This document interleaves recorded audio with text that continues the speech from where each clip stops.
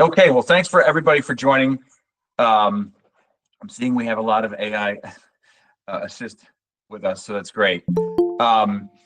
So my name's Tom Merrick. I'm with the University of Miami. I'm the Associate Director of VR and AR Initiatives, and I'm really excited to take on the role of Chair of the University's Committee for the North America VR AR Association.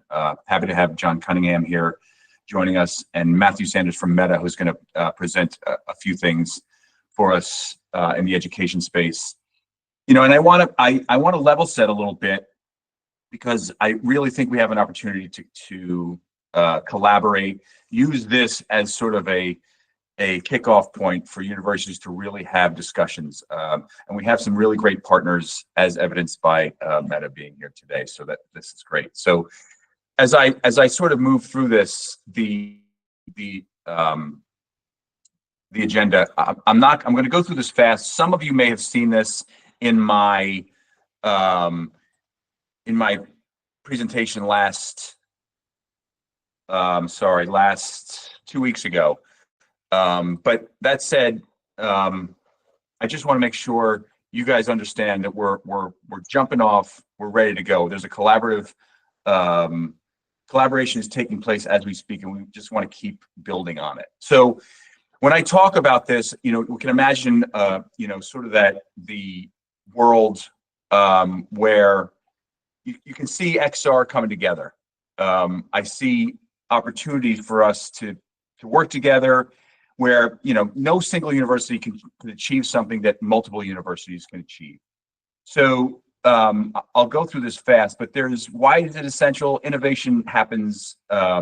There are limited resources for you guys at universities. We have limited resources, right? There's a lack of diverse perspectives. And I think collaboration is the antidote. So as we pool our expertise, I can tell you that even at the University of Miami, as an example, we're creating a digital twin of campus. And we worked on it for, you know, a year and a half. And as an example of where collaborate, you know, we worked in Blender, which is a free open source tool for 3D, which many of you utilized.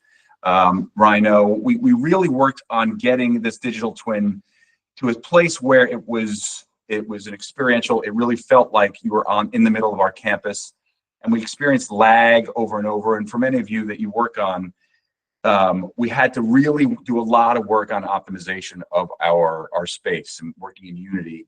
And it was just a conversation we had with a colleague at Stanford that said, you should take a look at MeshBaker. Now MeshBaker, most schools are using, but if we'd used MeshBaker 6 months earlier, we could have saved an inordinate amount of time. So it was just these conversations sometimes that help us sort of move through that.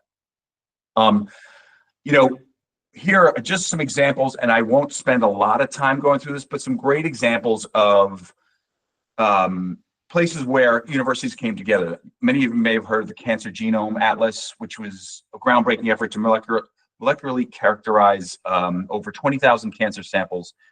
And it was driven by National Cancer Institute, the National Human Genome Research Institute, and you know, it brought on schools like it was Harvard, USC, WashU, North Carolina, Baylor, and you know, listen, the institutions worked together to generate vast amounts of genomic data, which continues to be used worldwide.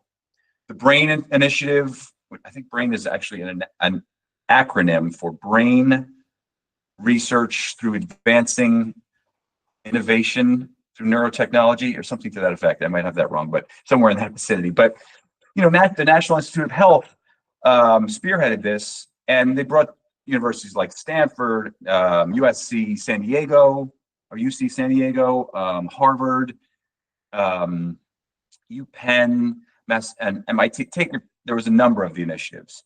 And I would be remiss, and now we have Meta here. Meta for Education has done a great job. The beta program to collaborate, designed to integrate virtual and mixed reality into classrooms and give educators access to immersive tools. So we participated in a Meta event there in Menlo Park with Matthew, who's here today, is going to present with us with, you know, universities. It was Arizona State, Michigan, Imperial College London, Miami-Dade, New Mexico State, to name a few. There were 15 universities. So at the end of the day, I would just feel like collaboration is going to be the key. I'm not going to spend too much research. Again, there's so many opportunities from a research perspective. And oftentimes the funding can come when universities are working together. So, if you look, we have a research initiative, and I wish my colleague Anna Kuros was here to talk to you about how they've already created a research funding across universities, working with University of Alabama, Stanford, UCF, and to talk about climate change and sea level rise, which, as you can imagine, here in Florida is a big topic of conversation. So we want to use this forum for. I'm going to skip through because I want to give Matthew a good portion to talk about meta-free education, but I do want to sort of make sure you understand. Like, we recognize that collaboration is going to be a key to a lot of this. So I will send out these slides. I am going to skip sort of a roadmap for collaboration. Right? We want cross-university forums, regular meetings for sharing ideas, and that's what we're doing through the VRARA Association. We feel like it's a great forum, but there's more forums to come. Joint grant proposals. I'm going to put in the chat, and it's at the bottom of this, a link to, if you're interested in collaborating with universities, please fill out the form. We've already got a number of universities already reaching out. We have, I'm just looking at the latest list.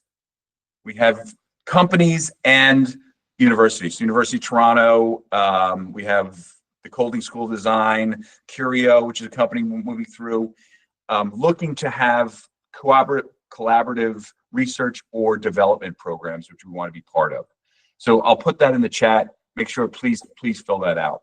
We want to have shared development platforms, and John and his team have been really working hard to put a number of those platforms together. John, I don't know if you want to say anything about that. Thanks, John. And the XR AI Innovation Summit's an annual event for faculty. I would be remiss if I didn't mention, I apologize for the plug, the Miami XR 2025, which is happening next week. John and Matthew both will be at the event. It's a great opportunity. There we have Jeremy Bailenson, who's the founder of the Virtual Human Active Lab at Stanford, as a keynote. We have Dan O'Brien, who's the president of HTC America. Caroline, sorry, I'm blanking on her name. She's the founder of PAVE coming. We have Meta's sponsoring it. We have a number of execs from Meta, from HTC, from Zennial Digital. So please, if you can make them, and I just want to remind you that Miami in February is a great place to be. It's not so great in August, but in February, it's a great place to be. So I'm going to, here's the, I'll put the slide, the link to sign up for collaboration in the link, but I do now want to give, because I want part of this, actually before when we finish, as we finish these, we want to sort of understand, like, how can we bolster the role that VRAR plays in the ecosystem of higher education. So think on that. So I'm going to let Matthew talk about Meta for Education, but I really need you to think about how we can better, bringing industry experts like Matthew and Meta and XR folks to the table. Is it collaborative forums? Is it speakers from universities to talk about the research that they're doing or the development they're doing? So just think that through. Feel free to put it in the chat, or we'll have some times for questions at the end. So thanks for that. Matthew, without further ado, I really appreciate, Matthew. I don't know if you're in London or you're stateside. I'm in London. Okay. Yeah. So to John's point about this being a global community, which is exciting. But as you mentioned, Tom, I will be in Miami next week, my first trip to Florida, and I'm very excited to join you there and hopefully see some others here on this call there as well. What I normally do when I'm in front of a load of university folk is evangelize about XR technology, but I'm thinking I probably don't need to do that with this group because we've got some of the trailblazers here, and I'm really grateful to you, Tom, for bringing us together, and the VRARA Association as well. So what I think I'll probably do in a moment is bring up a presentation and just talk about Meta for Education, which we're releasing this year. imminently, in fact, in the next few months. And also a little bit about the work that, again, you've mentioned, Tom, but is really important to me, about how we're trying to encourage and support this community of trailblazing educators. I think what's amazing is that you are leading this, and the VRARA Association are sort of playing this convening role as well. And from my point of view, that is perfect. Like, you should be in the lead, not us. But we do want to, as you know, as the providers of technology and people deeply vested in the metaverse, we absolutely want to be here to support, like, convene, be able to sort of use some of our resources to support you in the work you're doing to build this collaboration. So so in that spirit, I will now try and share my screen, and this may go wrong because, slightly embarrassingly, this is the first time I've ever used Google Meets. I have that problem at the University of Miami, just so you know, as well. Over. Excellent. Okay, I'm actually going to have to, sorry, just update my system settings to let it share my screen. Okay. So for those of you, while you're pulling that up, I did put the link to the share in the chat, so it's there. Sorry, all yours. Cool. Can everyone see that? Can you see that now? Yeah, perfect. Meta for Education.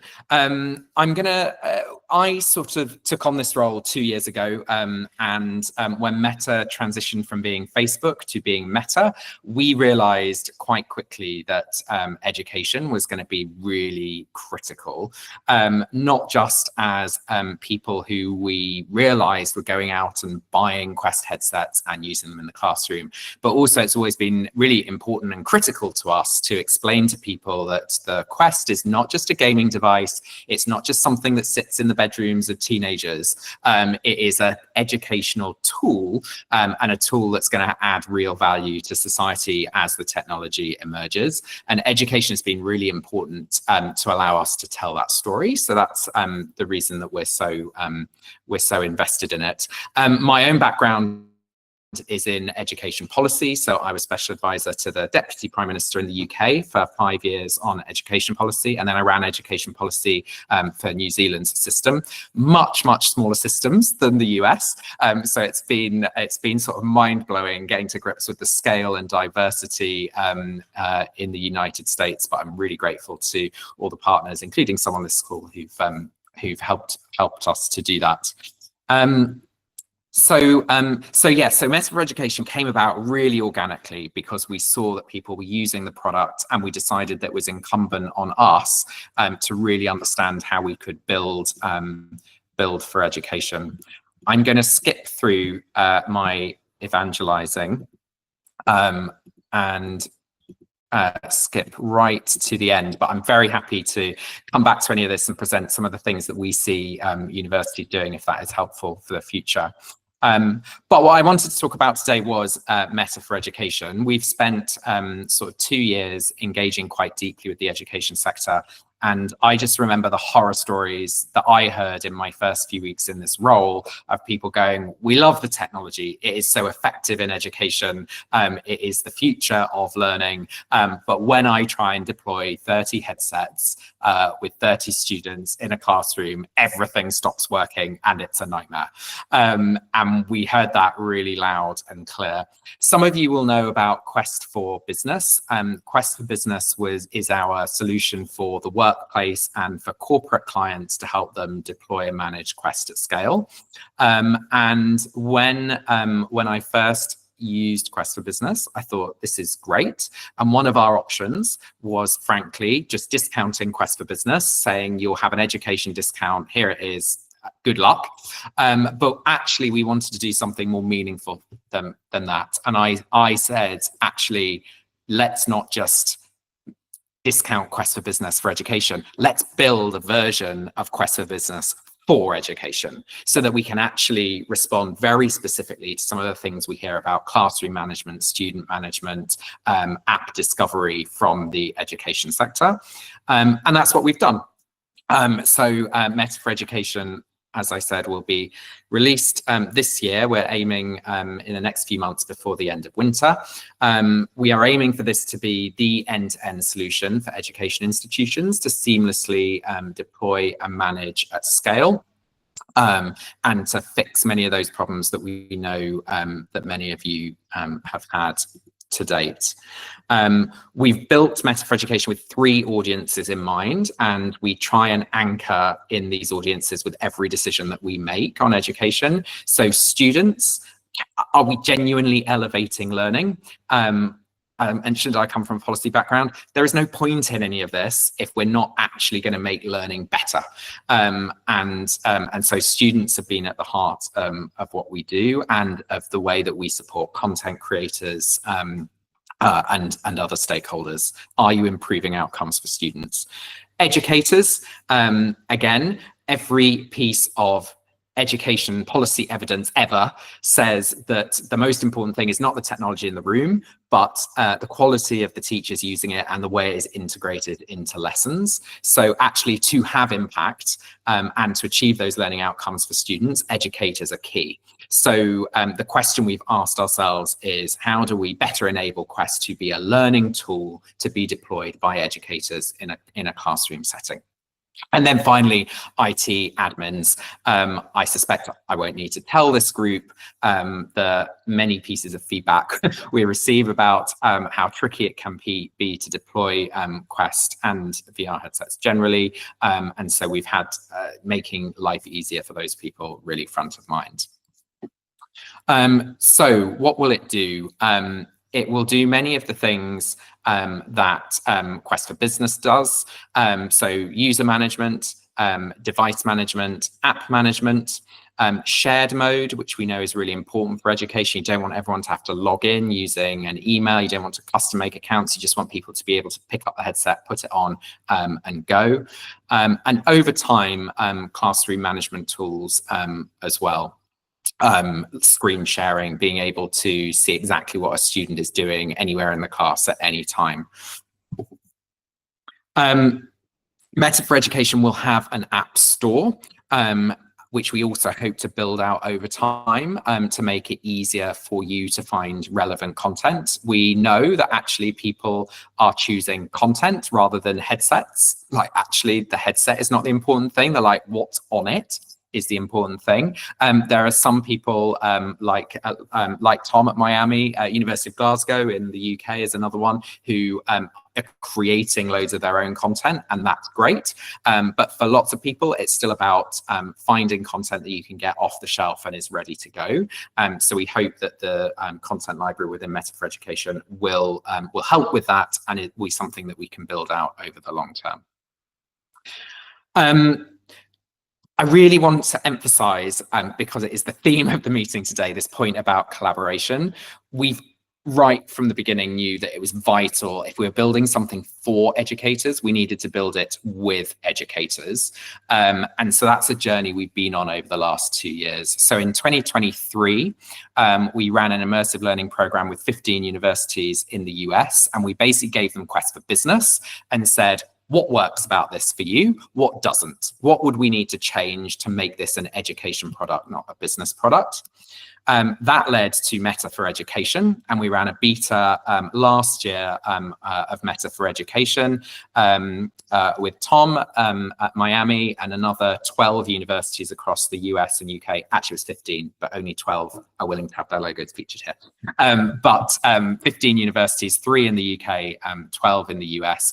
Such valuable feedback, and we worked really hard to incorporate that. I don't want to say that we have done everything, and I don't want to oversell this and say this is going to be the perfect product that will fix everything when it launches, because we see this as an evolution over time, and the whole point of having a sort of separate education product with its own trajectory and roadmap separate from our business tools is that we can continue to work with people like those on this call to hear sort of what you want and how you want it to evolve over time. The technology is still so new. we all sort of forget that, those of us who are in it all the time, but we're actually still in the sort of dial-up age of the metaverse. And so it's hard to predict, you know, how it's going to change over time, but we are absolutely committed to working with this community hand in hand to do that. Tom mentioned the community summits that we held last year. This has been a dream of mine for a while, to get sort of 200 educators in one place. We ran one summit in London and one in California. Really inspiring couple of days. I suspect some others on this call were probably there. What I often hear from educators are, I'm a VR leader in my school or my university, and it's really lonely. And someone said to me at these summits, actually, it's the first sort of event I've been to where I don't have to start by explaining what I do. That may actually have been you, Tom, who said that. I can't remember. But I was like, that's great. And we want to do more of that. We will do more of that this year. I plan to run this event again, but also think, like, what role can we as Meta play to convene groups like this and help foster this sense of community? So answers on a postcard, let me know. Very much would like to listen about how we can best help. And that's it. I'm happy to take any questions or see where the discussion goes. I can just see one question in the chat already, which is about price point. I'm really sorry, I can't share price point yet. I will be able to when it's released, obviously. What I will say is, I'll say three things. First is, our model as Meta, there are many sort of headset providers out there and people have different business models. We want this technology to be widely adopted. We want this to be mass market technology. We want as many people to use it as possible. And we price both the hardware and the management solution with that in mind. And I think that when the details come out, I think other sectors will be jealous of the deal that the education sector are going to get. I won't say any more than that.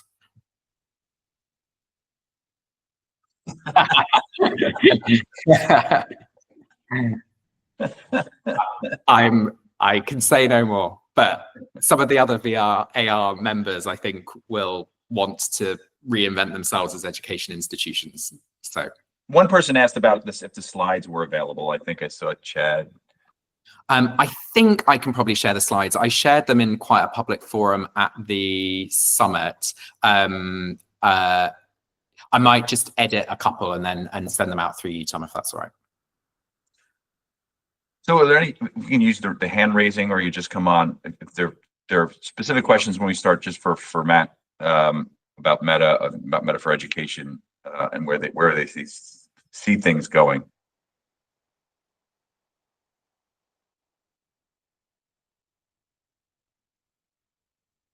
Maybe if you could share your screen, and or if you feel uncomfortable, we can answer them. I can't quite see, I can't open the chat, but I've just seen Elizabeth ask, are we working with community colleges? And the answer is yes. And actually we had, I think we had 2 community colleges in our beta test. And as many of you will know, Houston Community College was in our beta test. And Miami-Dade too. Yeah, Miami-Dade, exactly, thank you. And I see some of the sort of most exciting innovation actually happening in vocational education. So I think they're a really important part of the family.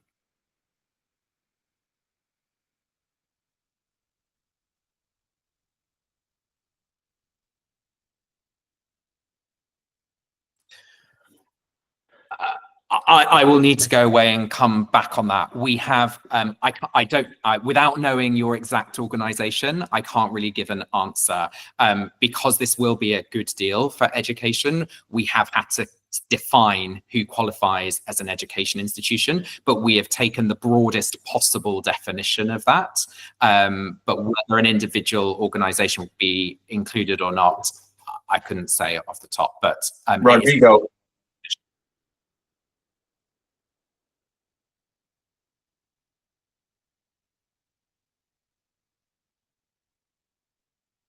Yeah.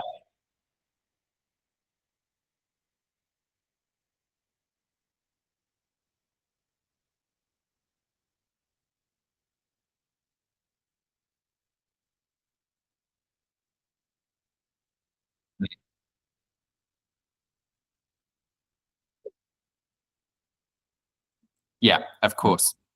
And of course, education is a really diverse and complex sector. There's private providers, public providers, and they, you know, this will be open to those, both of those. And if you are delivering a course of education, what we don't want is, and I've always been really careful about this, because what we want is to be able to support educators delivering a structured course of learning that leads to a qualification or a learning outcome. This is not about doing some sort of gamified app, like as part of your homework at home, without that sort of oversight from a teacher. So that's the principle behind how we've defined education institution.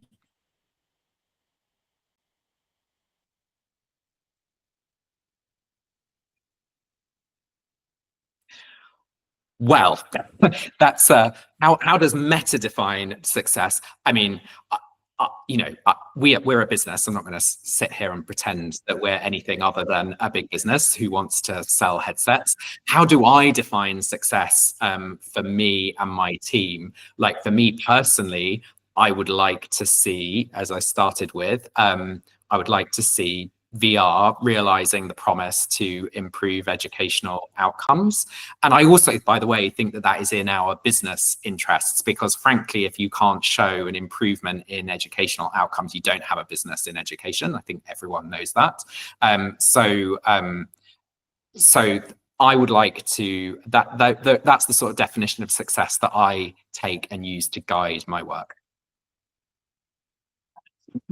Some of what we're doing, by the way, now this year, when we are going to be supporting some content, and some universities we're working with actually to help develop content. And I increasingly want to see a research piece alongside content development, so that we can really track like the difference that it made, or not, because not every piece of VR is actually going to change learning outcomes. We still, I think, are learning as a sector about how to have the most impact you can.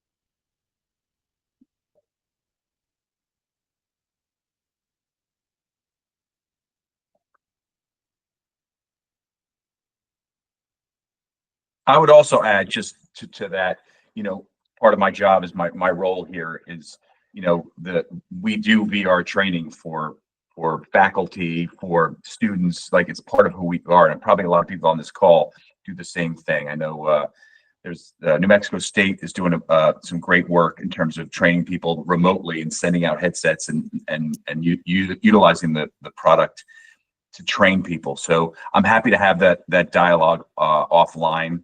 It may be a good example of a host session that we can do about training in VR. So thanks for that question.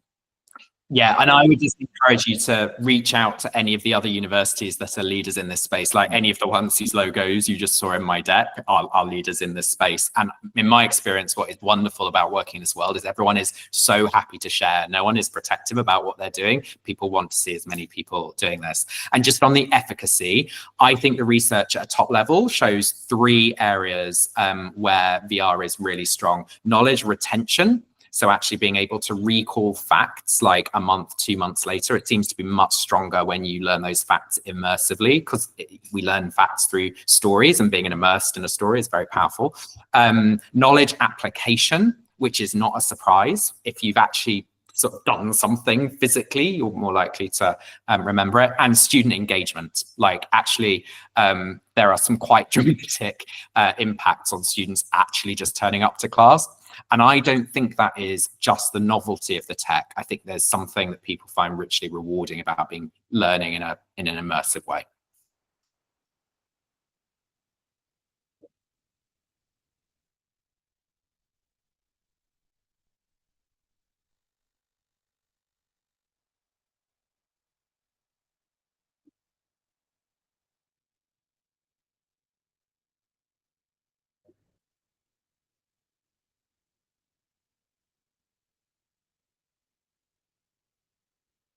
Yeah.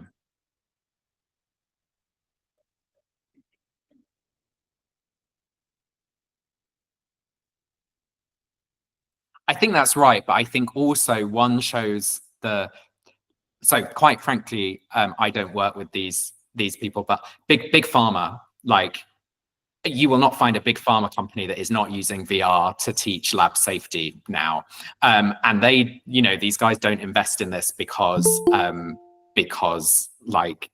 they think it's cool. They invest in it because there are real measurable outcomes. And so although I don't work directly with some of those people you mentioned, John, I have a really close eye on what's happening in the corporate training sector because I'd also argue that, even, I mean, you mentioned a couple pharma and military, but like even in spaces like hospitality and, restaurant management, where the margins are so slim already, the fact that companies and restaurants are looking to utilize VR as a training measure from a cost perspective tells you something about the efficacy of the technology.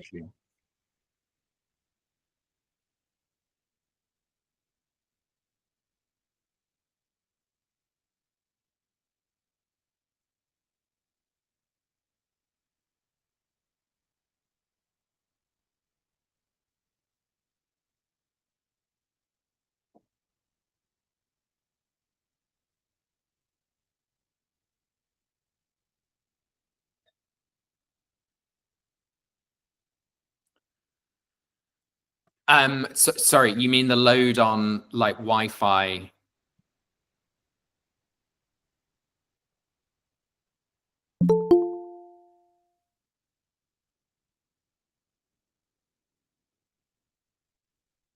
Yeah, I have heard this before. I don't particularly have the answer, other than sort of going back to my dial-up comment. I think some of this will get easier and less sort of less of a heavy lift on systems over time. If you are deploying large numbers, then we have solution architects here at Meta who can sort of help you think through some of those problems and problem solve. But I don't have a sort of easy answer now, other than I think we will see some of these issues resolved as the tech matures. Yeah, and there are companies that specialize in just that. I mean, you've seen that take away the being more efficient with their coding, being more efficient with their optimization. We work with a company called Ventana that optimizes all your 3D models to a 95% less from a polygon perspective. But John, it's a great point, because we continue to talk about when is, and you're the expert on the tipping point. But like that, certainly the downstream capabilities, the computing power, and really like sort of the Wi-Fi connections that we're talking about are going to be the bottleneck to where everyone's going from your headset to a pair of glasses.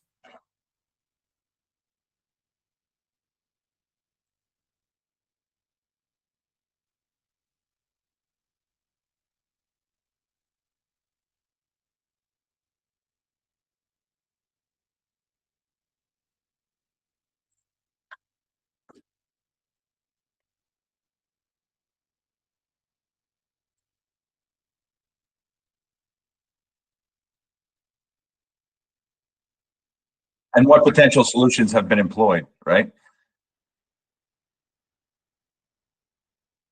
Yep.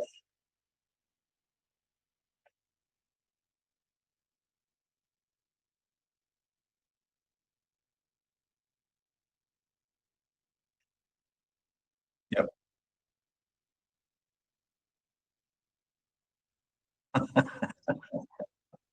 You know where margins are also very small? At universities, What I would love though is to see some of sort of you guys who are leading in this, and I know the VRARA Association does some of this, but just creating those how-to guides that people can, you know, because I see a lot of people in different universities all figuring this out for themselves, and you think there's a lot of sort of wasted energy with everyone sort of doing this individually. If people want to come together and produce some of this stuff that will help others, like we're very happy to support that in whatever way we can. But it's the sort of thing I would love to see others leading, because I think that's our charge. Yeah. Yeah.